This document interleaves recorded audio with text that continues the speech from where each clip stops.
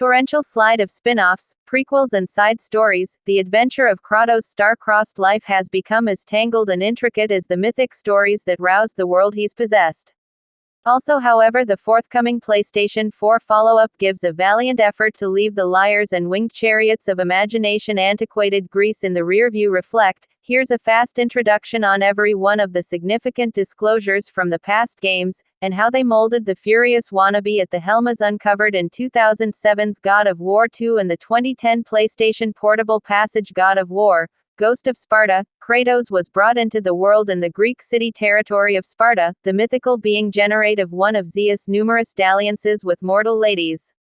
He was reproduced for the fight to come in that scandalously antagonistic culture close by his sibling, Deimos, remaining unaware of his Olympian heritage.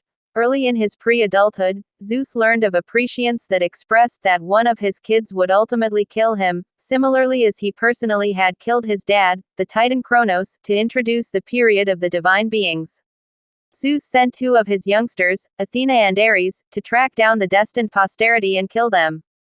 In the end, the two kin established that Deimos was the logical applicant because of odd markings on his body, and they took him away from Kratos and conveyed him to Thanatos, the divine force of death, giving Kratos a particular scar over his eye when he attempted to stop them.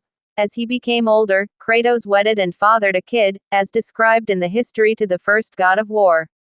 His hunger for brilliance and brutal strategies in fight won him recognition from his bosses and dread from his armies of enemies, and after some time he accumulated his own military under the pennant of Sparta. Notwithstanding, even extraordinary armed forces lose fights, and his in the long run wound up overwhelmed by the barbarians from the undefined east.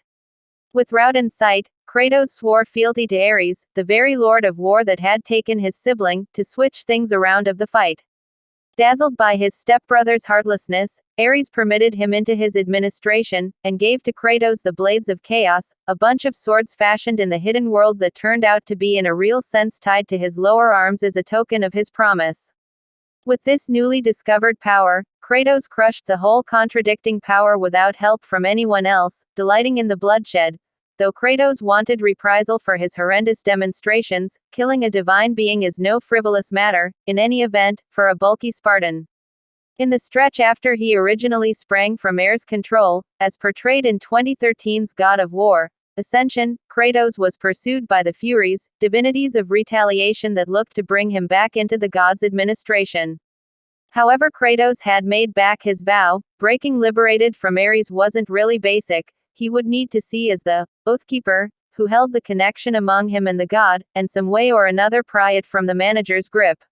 Everything began so basically. In the first God of War, you guided the fierce, powder-colored clean Spartan Kratos as he tore through monsters and divine beings, tore from the pages of Edith Hamilton's exemplary mythology en route to authorize retribution on the nominal Ares, halting just to convey dismal discourses about the awful loss of his significant other and Childno, after the following.